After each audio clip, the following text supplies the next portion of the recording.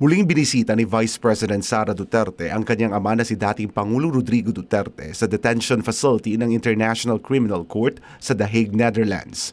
Ayon sa Vice Presidente, nasa maayos na kalagayan ang dating Pangulo. He looks well, he looks healthy, and wala naman siyang mga problema.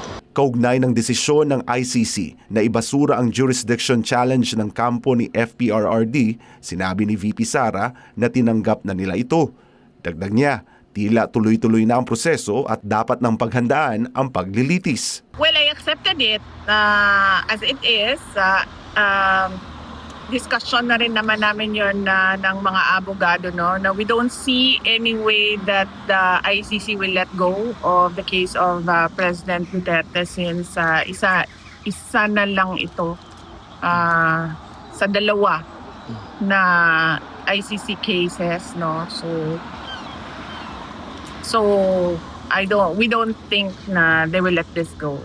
This will really go to trial, and the best way to move forward is to prepare for trial.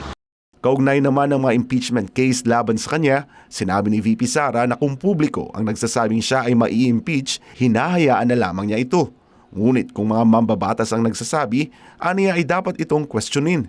But it is different siguro kapag congressman na yung nagsasabi or senator na yung nagsasabi. Kasi magtatanong ka, bakit sobrang sigurado ka na tapos na ito? Sa ngayon, inaprubahan na ng House Committee on Justice ang articles of impeachment laban kay VP Sara kasama ang committee report. Sa huling pagdinig, idineklara na may probable cause ang dalawang impeachment complaints laban sa Vice Presidente. Samantala, muling iginiit ni VP Sara ang kanyang intensyon na tumakbo sa 2028 elections.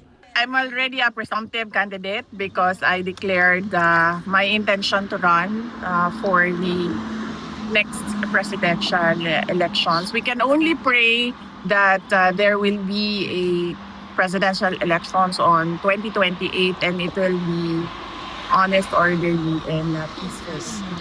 Binigyang diin ni VP Sara na ang kanyang lakas ay nagbumula sa taong bayang sumusuporta sa kanya. Sa totoo lang, iniwan na siguro ako lahat ng mga kaibigan ko na politiko, pero hindi ako iniwan ng mga outside.